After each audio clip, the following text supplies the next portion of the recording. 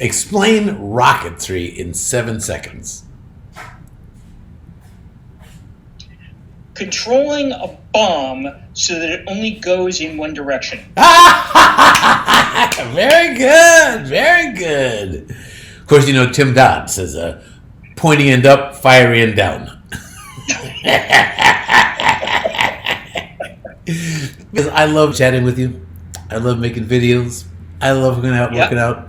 They all have their challenges, but they ain't rocket science. I'm not sure that rocket science is rocket science. Well, I got 2 words for you. Elon Musk. Is there a more famous rocket scientist anywhere around? When people talk about Thomas Edison as a scientist, right? I'm like, Thomas Edison just isn't a scientist. He's not, right? He's a lot of things. And I think this falls into Elon Musk. They're inventors, they're engineers, they're entrepreneurs, they're savvy businessmen, savvy salesmen, and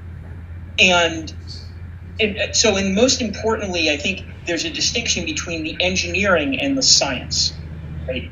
And so science is understanding nature to understand nature. You use your technical skills to understand the fundamental principles of nature. And then from that, you build on that to build more fundamental understanding of nature. So once you understand some of the laws of physics, you then say, well, can I apply this to atoms? Can I apply this to molecules? And then from molecules and atoms, you discover, there's more laws of physics that I don't understand. So you understand Newtonian physics, and then you start to apply it to atoms, and you discover, it doesn't quite work here. And I've got to discover new physics that builds on my original understanding. And then from that, you start to be able to understand other things. Can you give me a good, decent, quick definition of nature? When you say understand nature. From a science standpoint, which distinguishes it from social science, it's anything outside of, I wouldn't say outside of the human experience because we experience nature, but anything that is not, doesn't involve people, right? Doesn't involve people doing things, right? So understanding how the world works outside of us. The natural sciences are different from the social sciences. Right, of course. Because the social sciences then are understanding how people work, right? How do people interact with each other? How do organizations and societies and communities interact, or individual people too? So, for example, you say, I got my the Samsung Galaxy. This is not a work of science. This is you would say this is a work of engineering. It's a work of engineering, yes.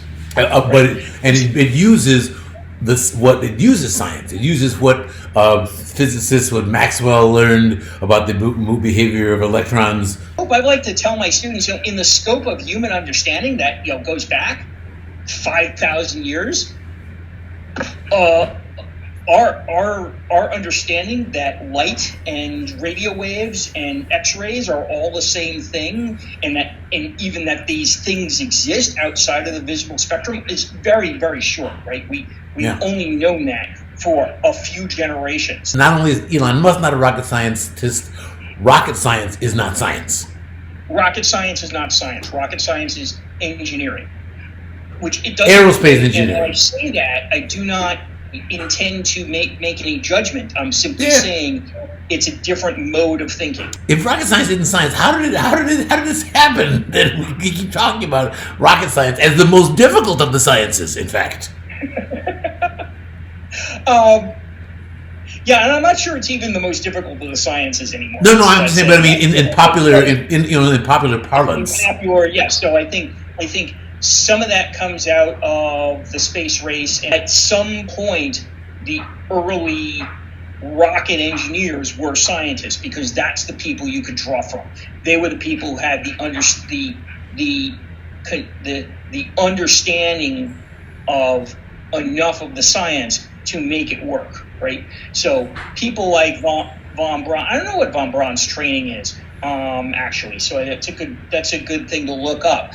Well, like all of us, he was well schooled in hating the British. Well, I think that's pretty much a given. Okay. No, nothing no disrespect intended to the many people who suffered during World War II. It's just a cheap joke, okay? It's a cheap joke. It's a cheap joke, yes. Okay.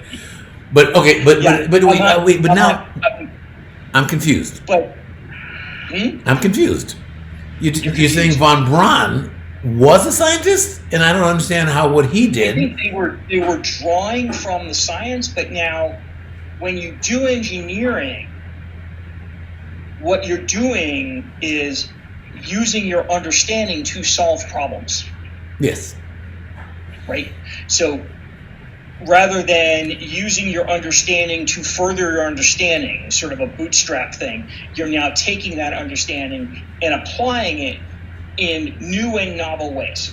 So would it be fair to say that science asks, how does this work? And engineering asks, will this work? I would say engineering asks, what problems can I solve with knowing how this works? Yeah, okay. Well, look, the guys who make rockets, they have various designs, and they test them out to see, will this work? Based on what they know about physics and, metallurgy and material science. And they test them in all sorts of ways. It's not like they just light the fuse and run. Right. They do a lot of different other things. Yep. And I think one of the other thing about your confusion, of course, is that physicists and engineers, we all speak the same language. There's a Feynman story along the way about this. Feynman was going to a conference once, and it was he got off the plane. He knew which city it was in. I forget exactly the story, but he said, I got off the plane and I knew I was in the right city. I knew it was, but I didn't know what the hotel was. I didn't know where people were going, and so where the conference was. So I got into a cab and I looked at the cab driver and I said, have you dropped anybody off who is going to a conference? And the cabbie said, yeah. I said, did these guys say say things like G mu nu cross G mu nu a lot? And the guy said, oh yeah. They said exactly that. All right, take me there. I like it. Well, thank you very much, Uncle Nick. Appreciate you clearing this up for us. Excellent.